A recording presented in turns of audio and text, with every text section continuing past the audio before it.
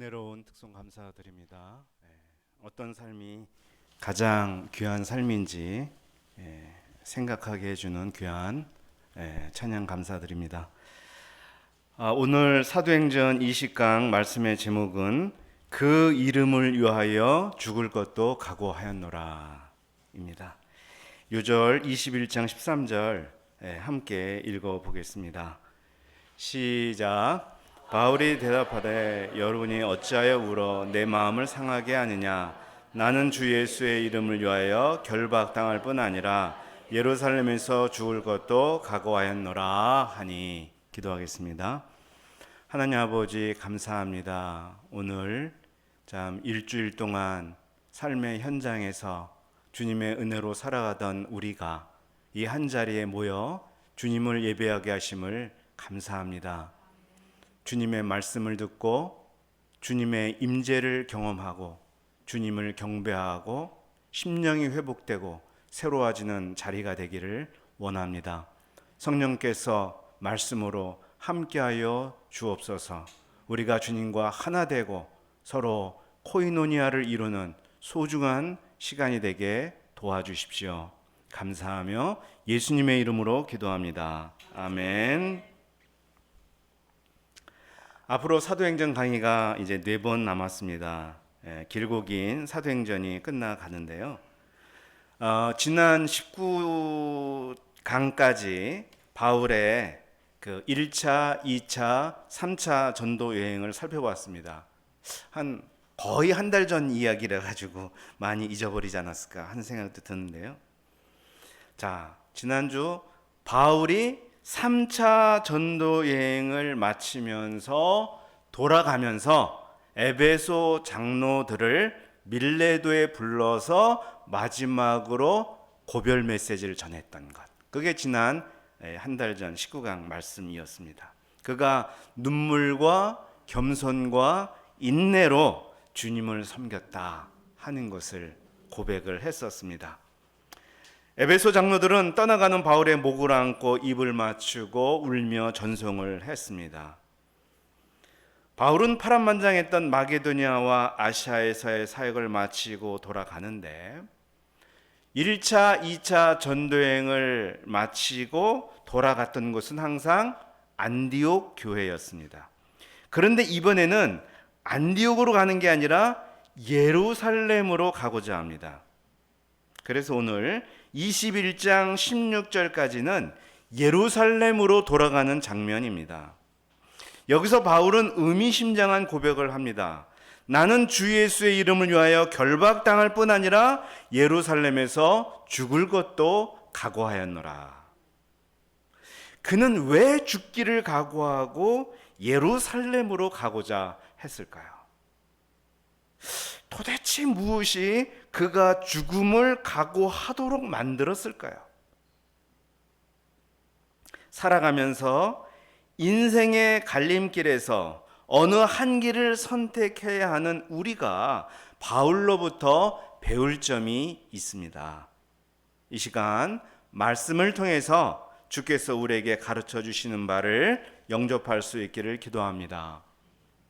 바울 일행은 3차 전도 여행에서 돌아가면서 여러 도시를 들립니다.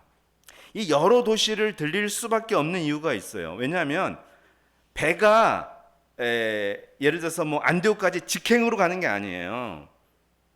이 마치 완행버스처럼 여러 항구를 거쳐서 가거든요. 또 한 배가 목적지까지 가질 못해요. 때로는 화물선을 타고 가고 때로는 여객선을 타고 가고 때로는 렌트해서 타고 가고 막 이러거든요. 그러기 때문에 막 여러 정박지에 들리고 또 갈아타면서 목적지로 가기 때문에 여러 도시들을 들리는 거예요. 그리고 그런 도시들에게는 교회가 세워져 있고요. 바울의 제자들이 있습니다. 그러니까 좋죠. 제자들과 만나서 작별의 시간을 갖습니다. 가는 곳마다 환영을 해주고 또 마음 아파해 주는 그러한 동지들을 바울은 만납니다. 자, 3절을 보면요. 두로라는 곳에 상륙을 하였습니다. 거기서 제자들을 만나 일주일을 머물게 됩니다. 아마 배편이 일주일 후에나 준비되기 때문에 일주일을 머무는 것 같아요. 두로의 제자들은 다 바울을 아끼는 사람들이었습니다. 그들은 성령의 감동으로 바울에게 예루살렘으로 들어가지 말라고 권고하였습니다. 이런 식이죠. 바울 선생님, 우리가 기도하는데 성령께서 알려주셨습니다. 예루살렘에서 핍박을 받을 것이라고 하셨어요. 그러니 가지 마십시오. 그들은 성령의 감동으로 말한 겁니다. 여기서 가지 마십시오, 들어가지 말라 하는 이 동사가 미완료 시제로 쓰였습니다. 이게 무슨 말이냐면은 한 번 들어가지 말라고 얘기한 게 아니라 여러 번 가지 마세요 제발, 이렇게 얘기했다는 거예요. 이렇게 여러 사람 얘기하면 좀 들으세요. 고집 부리지 말고. 그런 거예요. 그러면 예루살렘으로 가지 말자 마음 먹을 수도 있습니다. 바울이 그들의 말에 어떻게 반응했다는 말이 본문에는 나오지 않습니다. 그러나 말씀의 전체 흐름을 보면요, 그들의 권면을 바울이 받아들이지 않았음을 알 수 있습니다. 여러 날을 지내다가 이제 배편이 준비되어서 출발을 하는데요, 두로의 제자들이 바울을 전송하는데 처자까지 데리고 나와서 이 전송하는 것을 보면은 끝까지 바울의 마음을 돌이키려고 한 것이 아닌가 하는 생각이 들어요. 어쨌든 서로 마음을 나누면서 아쉽게 헤어집니다. 두로를 떠나 돌레마이라는 곳에 이르러 하루를 경유하고요, 다음 날 다시 가이사랴로 출발을 합니다. 이 가이사랴는 어떤 곳이냐? 20년 전 에디오피아 내시 간다게를 전도했던 사람이 누구죠? 빌립 집사님이 정착해서 살던 곳이었습니다. 그러니까 그의 집에 머물게 되었어요. 그런데 하루는 아가보라는 선지자가 유대로부터 내려왔어요. 그도 한번 등장했던 분이에요. 약 15년 전에 바울이 안디옥에 있을 때 그곳에와 예루살렘에 큰 기근이 있을 것을 예언했던 사람입니다. 그래서 사도 바울이 1, 2, 3차 전도여행을 통해 구제헌금을 모으도록 한 그 원인이 됐던 거예요. 그런데 그가 이번에도 예언을 하거든요. 11절을 보면은 상황극을 연출을 하면서 아주 리얼하게 예언을 합니다. 바울의 허리띠를 가져다가 자기 손발을 묶습니다. 그리고 성령께서 말씀하시되 예루살렘에서 유대인들이 이 띠의 주인을 결박하여 이방인의 손에 넘겨줄 것이다 라고 예언을 하였습니다.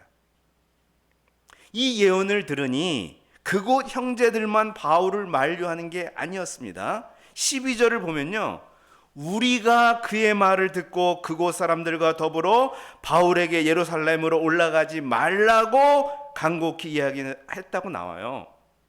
여기서 우리라고 하면 누구냐면 사도행전 저자 누가를 비롯해서 마게도냐와 아시아에서 따라온 제자들과 동역자들을 포함한다고 말할 수 있습니다.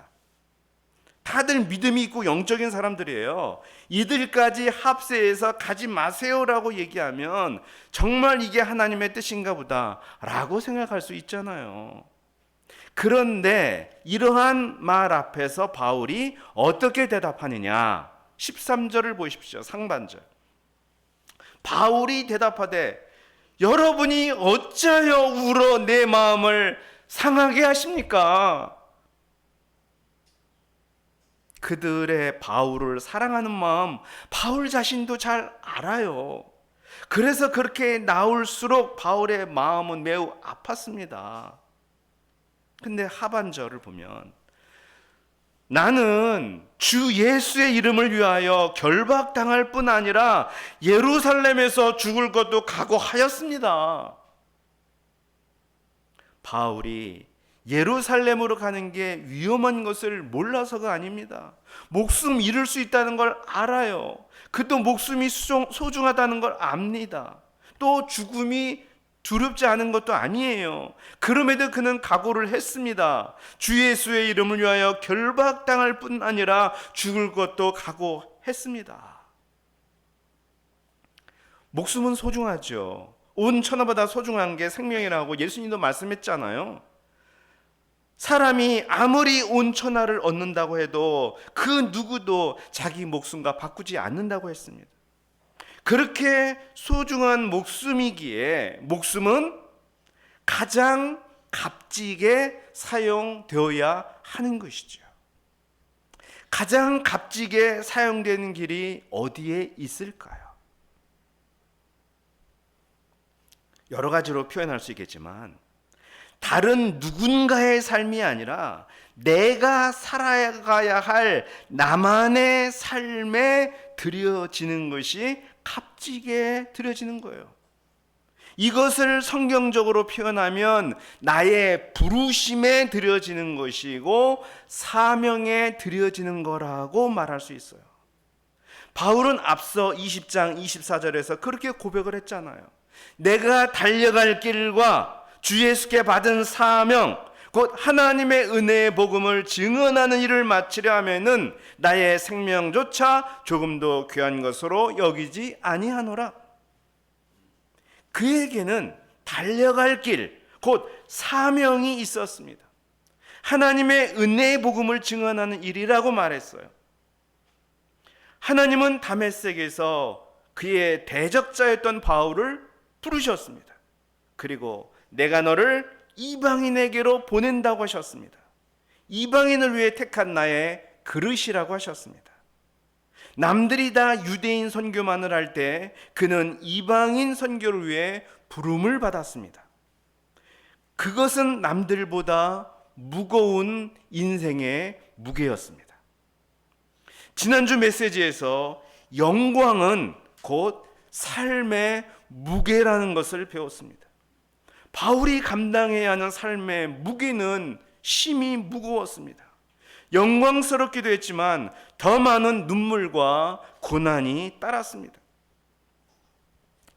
그가 예루살렘으로 기어코 가고자 하는 것은 이방인과 유대인을 그리스도 안에서 하나 되고자 하는 목적이었습니다. 이를 위해 그는 유럽과 아시아 선교 열매인 이방인 제자들을 데리고 가는 거예요. 또 그곳에서 모은 구제 헌금을 가지고 갑니다. 이건 사랑의 표현이었습니다. 우리를 하나 되게 하려고 십자가에서 죽으신 예수님을 따라가는 삶이었습니다. 이를 토대로 예루살렘에서 화합을 이루고 로마로 가고 땅 끝까지 가는 동력을 얻고자 했습니다. 그러므로 예루살렘으로 가는 것은 내 목숨 연명보다 중요하고 가치 있는 일이로 본 거예요. 이런 그의 삶은 예수님을 닮았습니다. 예수님이 가버나움과 갈릴리에서 가르치고 치유하고 권능을 행하셨죠. 제자를 양성하셨습니다. 그런데 예수님의 삶은 그게 다가 아니었죠. 때가 되매 예수님은 예루살렘으로 올라가고자 굳게 결심하셨죠. 우리 누가복음에서 배웠습니다. 예수님의 사명은 인간을 하나님께로 이끄는, 하나님과 화해시키는 하나님의 아들로서의 사명을 완수하셔야 했기 때문입니다.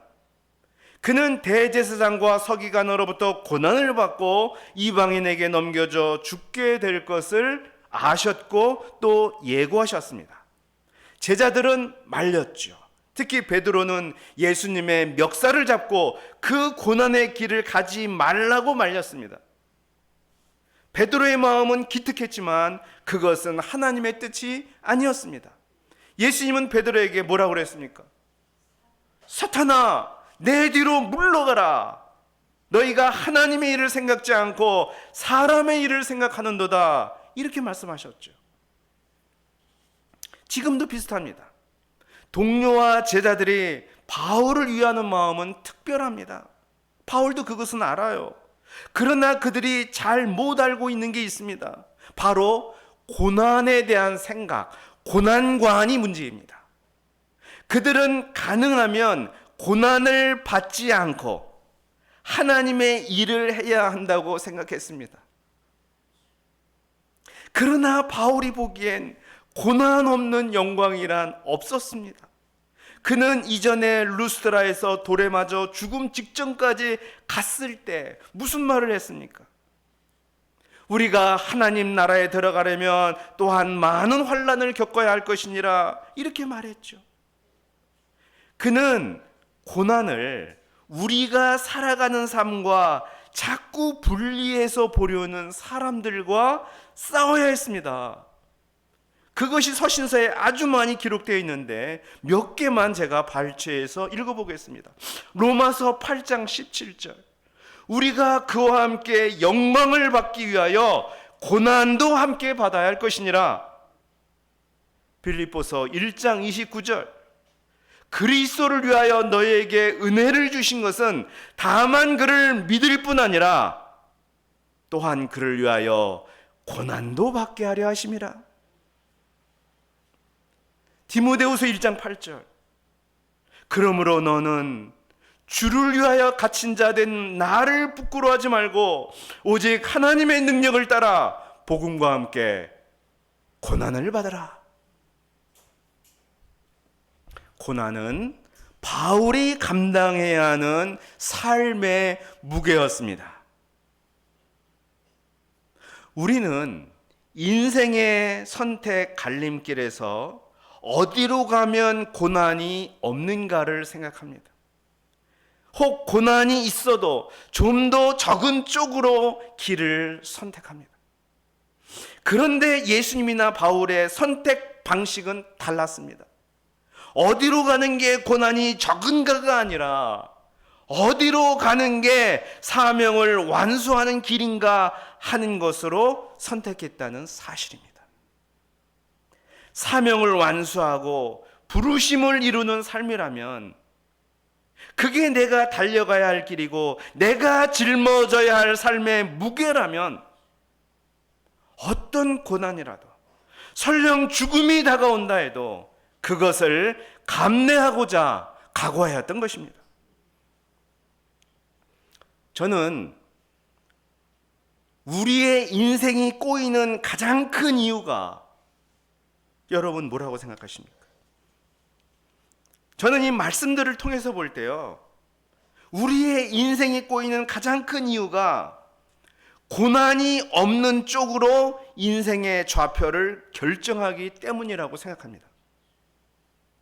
사명을 이루는 쪽으로 좌표를 결정하면 순간순간은 어려움이 많겠지만 결국 우리에게 두신 하나님의 뜻이 이루어집니다. 그것을 달리 말하면 자아를 실현하고 자기로 현존하는 삶을 살게 된다는 말입니다. 삶의 행복이라는 것은 거기서 얻어지는 부산물입니다. 사명은 특별한 사람, 예수님이나 바울에게만 있는 것입니까? 그렇지 않습니다. 우리 모두는 사명의 존재입니다. 창세기 1장을 보면 하나님이 인간을 만드시고 생육하고 번성하라, 온 땅에 충만하라, 다스리고 정복하라 사명을 주셨습니다. 아담과 하와를 에덴 동산에 두시고 그것을 경작하며 다스리라 사명을 주셨습니다. 하나님이 노아를 부르시고 방주 만드는 사명을 주셨습니다. 하나님이 아브라함을 부르셨어요. 그에게 약속의 자녀를 낳고 하나님의 약속을 후손에게 계승하는 사명을 주셨습니다. 사명엔 일반 사명이 있고 특별 사명이 있습니다. 일반 사명은 모든 사람이 보편 가치를 갖고 추구하는 사명입니다. 예를 들어 서로 사랑하고 복음을 전파하고 정의와 공평을 추구하며 사는 것은 일반 사명입니다. 특별 사명은 개인이나 한 공동체에게 부여하신 것입니다. 우리에게는 캠퍼스 선교, 제자 양성이라는 특별 사명이 있습니다.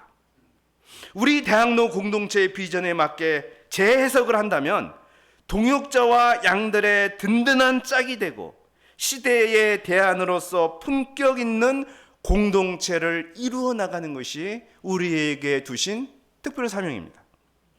그것에 순종해야지. 그 길에 고난이 있을까 없을까 재단하며 고난의 유무를 가지고 나의 길을 선택해서는 안 됩니다. 바울은 결박당할 뿐 아니라 죽을 것도 각오했습니다. 사명을 위해서는 죽음과 직면하기를 마다하지 않았습니다. 그때 그는 죽었습니까? 사실 그때 바울은 살았습니다. 더 잘 살았습니다. 물론 힘들고 고난은 따랐죠. 그러나 하나님은 바울의 생명을 눈동자처럼 지켜주셨습니다. 그리고 그에게 주신 비전이 이루어지도록 선하게 인도하셨습니다.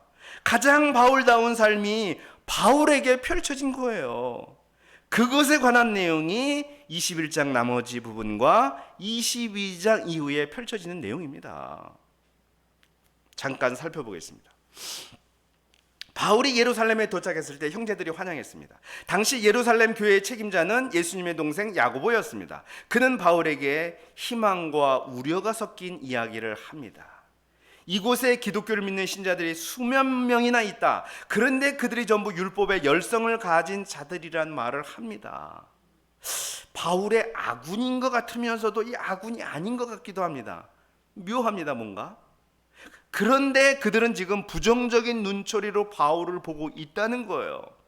바울이 이방인에게 선교한 것은 좋지만 유대의 전통과 문화, 율법과 성전을 무시한 것처럼 보인 그의 행적에 대해선 이곳에 있는 사람들이 매우 분노하고 있다는 것입니다. 그러니 그들의 오해를 당신이 좀 풀어줘야 한다는 거예요. 이것을 위해서 정결하게 하는 결례의식을 당신이 좀 행하고요. 우리한테 서운한 네 사람이 있는데 그들에게 필요한 성전 제사 비용을 당신이 대신 내준다면은 바울이 유대와 유대교를 사랑하는 마음이 여전하구나 이렇게 생각하고 오해가 풀릴 것이라고 조언을 해 주었습니다. 바울은 이런 야고보의 제안이 썩 마음에 드는 것은 아니지만 진실 규명과 화해를 위해 그의 제안을 받아들입니다. 그래서 어렵게 모아온 구제 헌금을 이것을 위해 어느 정도 사용을 합니다. 그런데 이런 바울의 노력이 물거품이 되는 것 같은 상황이 곧 발생을 합니다. 아시아에서 온 어떤 유대인들이 바울을 성전에서 보고는 사람들을 선동합니다. 그가 이방인을 성전에 데리고 들어왔다며 거짓 소문을 퍼뜨려 갑작스럽게 바울은 사람들에게 잡혀 구타를 당하기 시작했습니다. 이 소식을 들은 예루살렘 치안을 담당하는 천부장이 개입을 하는 내용이 여기 21장 후반부와 쭉 나오는데 굉장히 당황스러워하며 이 일을 해결해 나갑니다.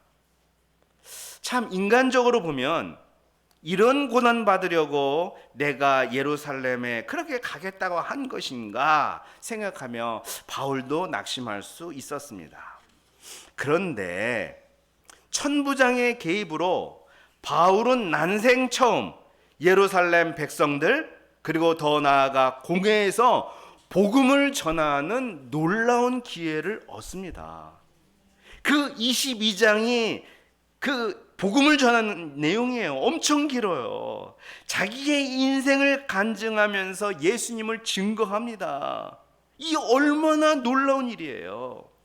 예루살렘에 오지 않았다면 오해받고 결박당하고 고난받는 일 없었겠지만 이러한 기회는 얻지 못했을 것입니다. 바울의 진가는 고난 속에서 피어나고 있는 거예요. 이것이 계기가 되어 바울은 총독과 왕 앞에 서게 되고요. 로마로 가는 길이 열리게 되는 것입니다. 로마도 보아야 하리라는 비전과 부르심대로 모든 일은 착착 진행되고 있었던 거예요. 예수님은 복음서에서 제자들에게 그런 말씀하셨잖아요. 너희가 임금들과 총독과 권세자들 앞에 서서 나를 증거하게 될 것이다. 두려워하지 말아라. 성령께서 그 시에 할 말을 줄 것이다. 그런 말씀하셨어요. 그것이 너희가 갈 길이라고 하셨는데 그 뜻이 지금 바울에게 실현되고 있는 것입니다. 참 놀랍습니다. 오묘합니다. 하나님이 두시는 수를 우리가 다 이해할 수 없고 측량할 수가 없어요. 다만 우리가 이 하나님을 믿고 내가 달려갈 길, 내게 주신 부르심과 사명에 순종하여 살아갈 수 있기를 기도합니다. 학생으로서, 직장인으로서, 엄마로서, 아빠로서, 목자로서, 선교사로서 우리 앞에는 선택의 갈림길이 늘 펼쳐집니다. 나의 몸과 우리 주변 사람들은 야, 고난이 적은 쪽으로 가, 이렇게 말할 수 있습니다. 그러나 고난이 따르더라도 내게 주신 사명을 이루는 나의 예루살렘으로 가는 길을 선택하시기를 기도합니다. 그것이 나의 몫이며 내가 짊어져야 할 삶의 무게인 것입니다. 믿음으로 선택한다면 반드시 죽지 않고 오히려 여러분을 통해 하나님의 뜻이 온전히 실현될 것입니다. 그리고 우리는 가장 나다운 삶을 살게 될 것입니다. 성령께서 우리 각자의 사명을 깨닫게 해주시고 그것을 이루는 길로 우리를 인도해 주시기를 간절히 기도합니다. 기도하겠습니다. 하나님 아버지, 감사합니다.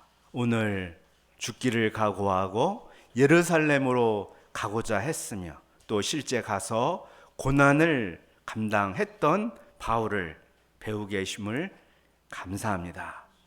세상은 고난이 없거나 고난이 적은 쪽을 택해야 한다고 말하지만 바울이나 예수님이나 이 성경은 무엇이 참된 나의 삶을 이루는 길인가, 부르심과 사명을 완수하는 길인가를 생각하고 그 길을 택하라고 말씀을 하십니다. 우리가 성경을 통해 들려주시는 성령의 말씀에 순종하여 나아갈 수 있도록 도와주시옵소서. 감사하며 예수님의 이름으로 기도합니다. 아멘.